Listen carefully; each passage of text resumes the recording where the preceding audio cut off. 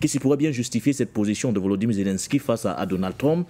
Est-ce parce que clairement son armée rencontre des difficultés sur le terrain au niveau justement du front, ou alors c'est une crainte d'un affaiblissement de l'aide militaire occidentale? Je pense que le principal partenaire de clone Zelensky dans cette aventure qui est un véritable cauchemar pour les populations ukrainiennes, ce sont les États-Unis.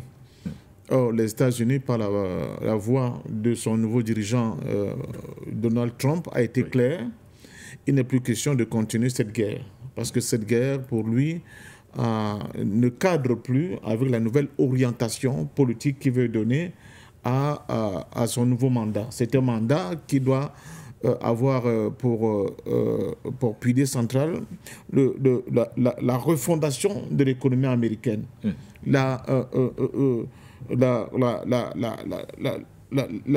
Le nouveau cap, c'est de revenir à l'intérieur des États-Unis pour créer une économie compétitive, capable de rivaliser, n'est-ce pas, les Chinois surtout, qui ont pris de l'avance. Et vous savez que pour M. Zelensky, le principal ennemi, c'est la Chine. Parce que sur le plan économique, si l'Amérique perd comme elle est en train de perdre, elle va perdre aussi dans les autres plans en termes d'influence, que ce soit sur le plan scientifique, que sur le plan culturel, militaire, etc. Ils vont perdre. Donc, il faut tout faire pour rattraper cet écart que creuse la Chine, effectivement avec son allié de circonstances qu'est la Russie, vis-à-vis des États-Unis. Et ça, M. Trump a promis, n'est-ce pas, de refaire de l'Amérique une grande puissance. Et c'est pour cela que cette guerre ne lui sert absolument à rien, parce qu'elle a plutôt contribué à enrichir le lobby, le complexe militaro-industriel, qui ne fait pas partie des priorités de M. Trump aujourd'hui.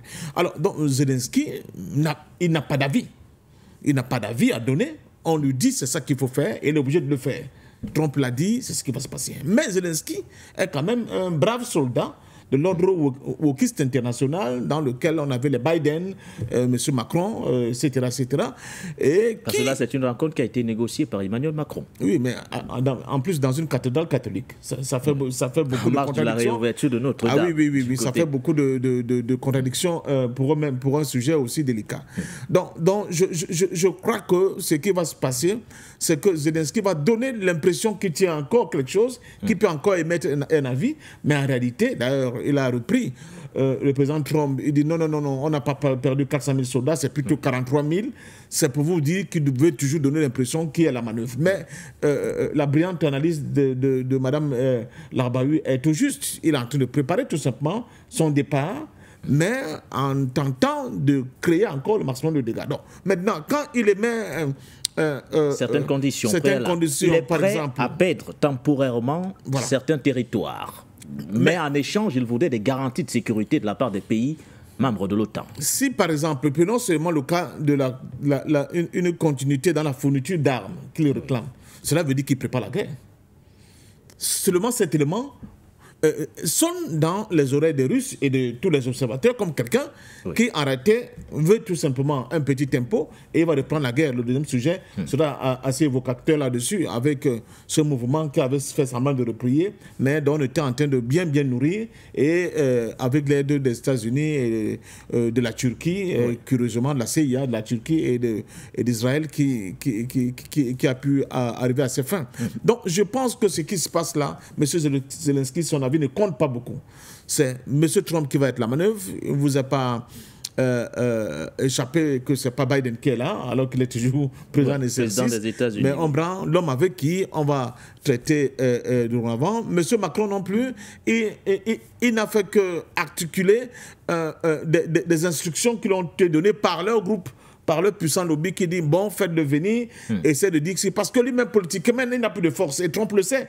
Trump sait que Macron il est en difficulté sur le plan politique en interne, donc il ne peut pas être une personne qui peut peser lourdement dans les négociations qui vont avoir lieu là bientôt entre la Russie en réalité et les États-Unis. Les autres n'étant que des petits supplétifs qui accompagnent les États-Unis dans cette négociation qui sera, à mon sens, assez serrée avec la Russie. Alors, moi, ce que je peux tirer comme conclusion de cette affaire, c'est que certes, les États-Unis sont en décadence, mais ils gardent toujours leur capacité de nuisance. Et il faut faire très attention. Ça, c'est aux Africains que je le dis. Parce que souvent, nous sommes euphoriques au niveau de notre continent. Les États-Unis, c'est fini, ils ne valent plus rien, ils ne peuvent plus rien faire. Attention.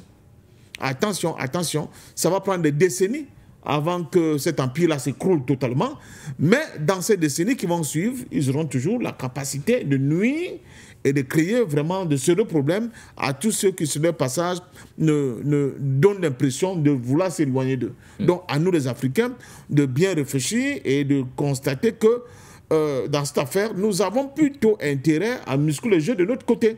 Parce que si nous continuons à rester ce que je vois là, au niveau de l'Afrique, effectivement, ça peut être que la parlotte sur les plateaux, n'est-ce pas, pour se faire beau, pour donner l'impression qu'on existe, ou bien se gargariser d'une certaine force en réalité qu'on n'a pas, parce que le niveau de force, là, au niveau de ce tatami, je crois que nous sommes moins que de poids plumes pour pouvoir jouer dans ce grand espace. À nous de continuer à tirer les conséquences de tout ce qui se passe.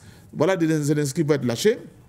Les pauvres Ukrainiens ont été massacrés pour rien. D'ailleurs, on veut faire revenir la Constitution, je crois, à l'âge de 18 ans. C'est pour vous dire qu'il n'y a plus personne là-bas pour pouvoir combattre efficacement. Et deuxièmement, pour finir, c'est le rôle de la Chine. Parce que la Chine, là aussi, certainement aura son mot à dire. D'autant plus que... Ce n'est pas faute d'avoir essayé. La Chine a proposé un plan de paix en 10 points. Un plan de paix qui n'a pas été trouvé, ou du moins qui, pour Moscou, n'a pas été très objectif. Voilà. On a estimé que la Chine était un peu trop proche de la Russie. C'est pourquoi son plan de paix en 10 points ne pouvait pas aboutir. Parce que l'un de ses axes majeurs de sa nouvelle stratégie économique, c'est la question de la route de la soie. Oui. Bon, qu'est-ce que ça va devenir avec une nouvelle Ukraine qui est partagée pratiquement en deux? Une partie, le Donbass, qui va rejoindre la Russie, l'autre partie qui sera sous la coupe de l'OTAN. Je crois que, et même dans le cas syrien, on va bien voir que la Chine va avoir beaucoup de difficultés à pouvoir continuer d'implémenter sa nouvelle philosophie économique et politique. Alors,